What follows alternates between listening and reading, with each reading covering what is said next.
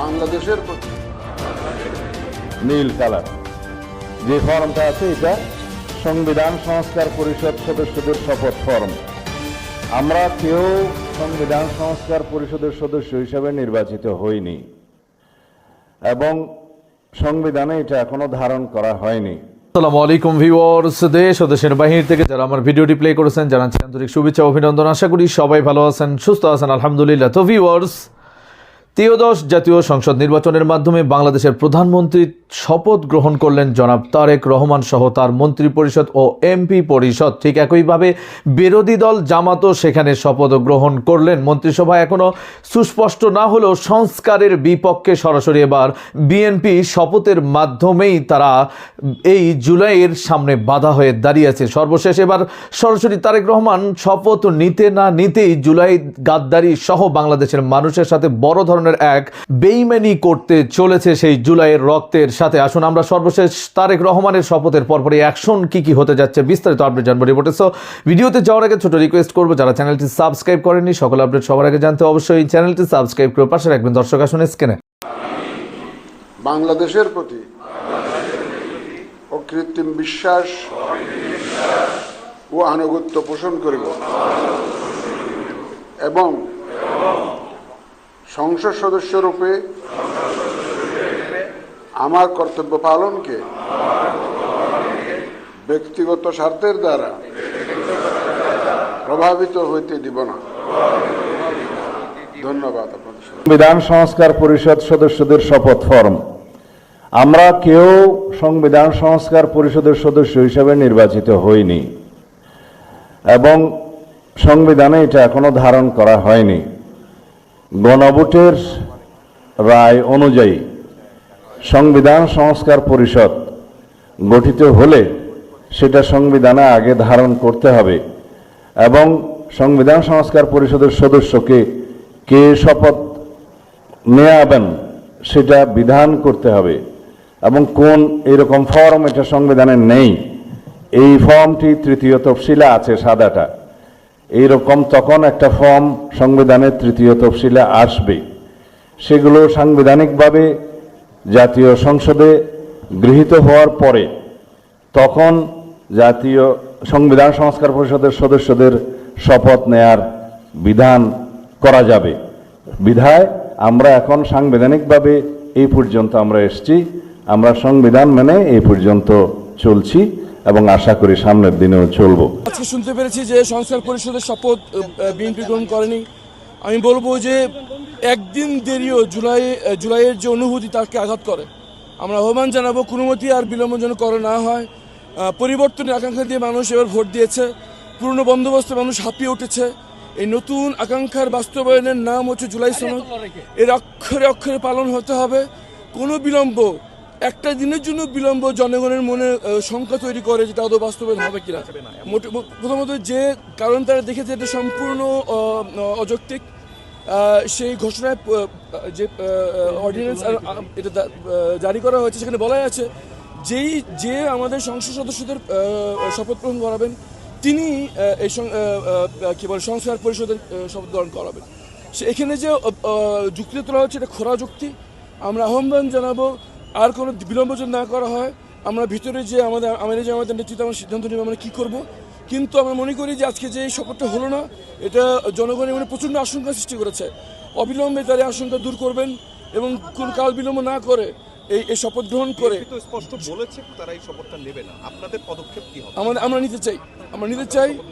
নিতে চাই কিন্তু সিদ্ধান্ত আমরা জামাত নেবেন। আমরা ভিতরে যাচ্ছি যে আমরা সিদ্ধান্ত আমরা তখন উনি দেবেন সেই অনুযায়ী আমরা কার্যকর করবো। কিন্তু এই যে আজকে হলো না এটা জনগণের মধ্যে আশঙ্কা তৈরি করছে। জনগণ শঙ্কিত যে আদৌ কি সরকারি দল পরিবর্তনের ব্যাপারে প্রতিপক্ষ কিনা। আমার বিশ্বাস জনাব তারেক রহমান অবিলম্বে এই সংখ্যা দূর করে জুলাই সনদ বাস্তবায়ন অনুষ্ঠিত হচ্ছে এবং সেই শপথ অনুষ্ঠানে দুটি শপথ নেয়ার কথা। প্রথমটি হচ্ছে জাতীয় সংসদ সদস্য হিসেবে শপথ গ্রহণ করবেন, আর একটা হচ্ছে সংস্কার পরিষদের শপথ অনুষ্ঠানে তারা শপথ বাক্য পাঠ করবেন। কিন্তু বাংলাদেশ জাতীয়তাবাদী দলের এই বিজয়ের পরেও তারা বিজয়টাকে মনে হচ্ছে হারিয়ে ফেলছে।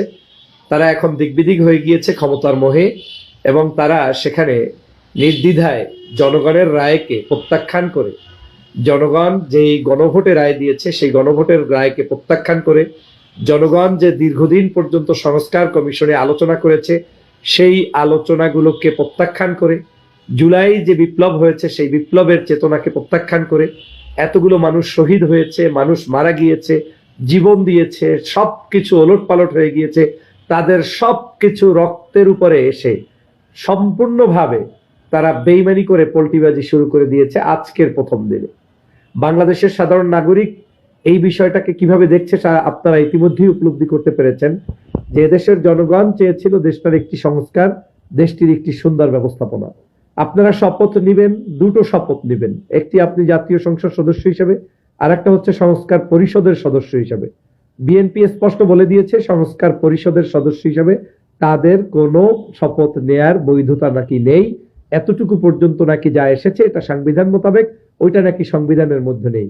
তাহলে সংবিধানের কোন জায়গায় লেখা আছে যে আপনারা যখন শেখ হাসিনা বাংলাদেশ থেকে চলে গিয়েছে এরপরে এই যে দীর্ঘদিন পর্যন্ত সংস্কার আলোচনা করলেন, বাংলাদেশের মানুষের ভাগ্যের পরিবর্তনের জন্য মূলা ঝুলিয়ে রাখলেন, আলোচনার পর আলোচনা, টেবিলের পর টেবিল, কথার পর কথা, বক্তব্যের পর বক্তব্য, আপনারা যে বক্তব্যের আবার কি এন্টি বক্তব্য দিয়ে দিয়ে দিয়ে দিয়ে মানুষের সাথে 18 মাস পর্যন্ত প্রতারণা করলেন, এখন বললেন যে সংবিধানে যতটুকু পেরেছি ততটুকু শপথ নিব, আর নিব না।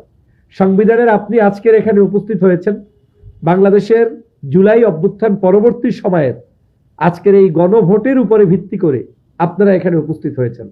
গণভোটের রায়কে যদি আপনি নাই মানেন তাহলে আপনি গণভোটের পক্ষে কেন বক্তব্য দুই এক জায়গায় দিয়েছেন? যদিও সবাই বলেছে আপনারা গণভোটকে না বলেছেন, কিন্তু ভুলে ভালে হলেও জনাব তারেক রহমান সাহেব তো কোনো এক জায়গায় বলেছিলেন যে গণভোটের হ্যাঁ পক্ষে। দর্শক, স্ক্রিনে আমরা সে সম্পর্কে বিস্তারিত জানলাম। এই বিষয়ে আপনাদের মতামত কমেন্টে জানাবেন। কেউ ভিডিওটি স্কিপ করবেন না। শপথ নেওয়ার পরপরই নতুন বাংলাদেশ গড়ার জন্য নতুন এমপি মন্ত্রীদের কি কমেন্টমেন্ট করছেন তারা জাতির কাছে, আসুন আমরা একটু সেই ব্যাখ্যা বিশ্লেষণটা সরাসরি বিস্তারিত আপডেট দেখবো রিপোর্টে।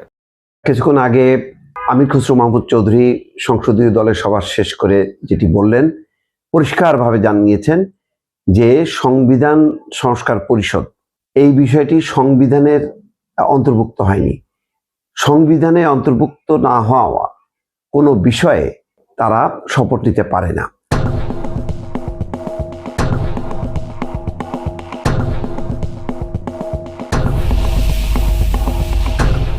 আগে বিষয়টি সংবিধানে অন্তর্ভুক্ত হতে হবে, অর্থাৎ নির্বাচিত যেই সংসদ সেই সংসদ সদস্যরা এই মর্মে সংবিধান সংশোধন করবেন এবং সংবিধান সংস্কার পরিষদের বিষয়টি অন্তর্ভুক্ত করবেন, তারপরে তার ভিত্তিতে শপথ নেওয়া হবে, পরিষ্কারভাবে জানালেন।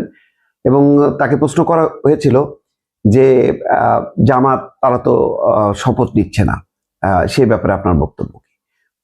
তিনি বললেন যে এটা তাদের বিষয়, কে শপথ নেবে কি নেবে না এটা অন্যদের বিষয়। আমরা শপথ নিয়েছি এবং আমরা অঙ্গীকারবদ্ধ যে আমরা নির্বাচিত সদস্য হিসাবে মানুষের ভাগ্য পরিবর্তনের জন্য আমরা কাজ করব। এখন দেখছিলাম মির্জা আব্বাস তিনিও কিন্তু অনুরূপ বক্তব্য দিয়েছেন। যাই হোক, বোঝাই যাচ্ছে যে সংসদ শপথ নেওয়ার সাথে সাথে অন্যরকম একটি বিতর্ক বা সংকট শুরু হলো। আরেকটি খবরে দেখা যাচ্ছে কালবেলাতে, সেটি হচ্ছে জামাতের নেতৃত্বাধীন 11 দলীয় জোটের নবনির্বাচিত সদস্যদের শপথ নেয়ার কথা দ্বিতীয় ধাপে। তবে শপথ নেওয়ার আগে জরুরি মিটিংয়ে বসছেন 11 দলীয় জোটের নেতারা। মগবাজারের জামাতের ইসলামীর কেন্দ্রীয় কার্যালয়ে বৈঠক বসে, যদিও অনেকে এসছেন তারা সংসদ ভবনে, কিন্তু দলের সিদ্ধান্ত অনুযায়ী নিশ্চিত তারা পরিচালিত হবেন। পুরো বিষয়টা এখন বাংলাদেশের ঘড়িতে 12টা বাজে, এখন পর্যন্ত কিন্তু পরিষ্কার না। বিকাল 5টা নাগাদ শপথ অনুষ্ঠান, কিন্তু শপথের আগেই শপথকে কেন্দ্র করে, বিশেষ করে ওই যে দ্বিতীয় শপথ, সংবিধান সংস্কার পরিষদের সদস্য হিসাবে শপথ নেওয়ার বিষয়টিকে কেন্দ্র করে একটা সংকট শুরু হয়েছে। এই সংকটটার শেষ কোথায় এখনো বোঝা যাচ্ছে না। তবে একটা গুরুত্বপূর্ণ সিদ্ধান্ত আপনাদেরকে বলতে পারি যে এইমাত্র দেখা গেল সরকারি কোনো প্লট এবং শুল্ক মুক্ত গাড়ি নেবে না বিএনপির এমপিরা। সরকারি কোনো প্লট নেবে না এবং শুল্ক মুক্ত গাড়ির যে সুবিধা সেটিও নেবে না। এটা একটা গুরুত্বপূর্ণ সিদ্ধান্ত। এর আগে জানেন যে জামাত সরদি উদ্যানে জামাতের আমির শফিকুর রহমান কিন্তু ঘোষণা করেছিল যে জামাতের এমপিরা যারা যদি জামাতের সদস্য যারা এমপি নির্বাচিত হবেন তারা সরকারের কোনো বেতন ভাতা এমনকি প্লট গাড়ির সুবিধা কোনো কিছুই তারা নেবে না। এই ঘোষণাটা ভালো, এর মধ্য দিয়ে বোঝা যাচ্ছে যে শুরু থেকেই রাজনৈতিক দলগুলো একটা অঙ্গীকার দিচ্ছে যে তারা যতটা সম্ভব তারা এই সুযোগ সুবিধা বাদ দিয়ে তারা জনগণের জন্য কাজ করবে। এটাও একটা কমিটমেন্ট, এটাও একটা। দর্শক, স্ক্রিনে আমরা সে সম্পর্কে বিস্তারিত জানাম। এ বিষয়ে আপনাদের মতামত কমেন্টে জানান। সো ভিডিও এই পর্যন্ত, ভালো লাগলে লাইক অ্যান্ড কমেন্ট করবেন। দেশের সকল আপডেট সবার আগে জানতে অবশ্যই চ্যানেলটি সাবস্ক্রাইব করে পাশে রাখবেন। দেখা হবে পরবর্তী ভিডিওতে ইনশাআল্লাহ। আসসালামু আলাইকুম ওয়া রাহমাতুল্লাহ।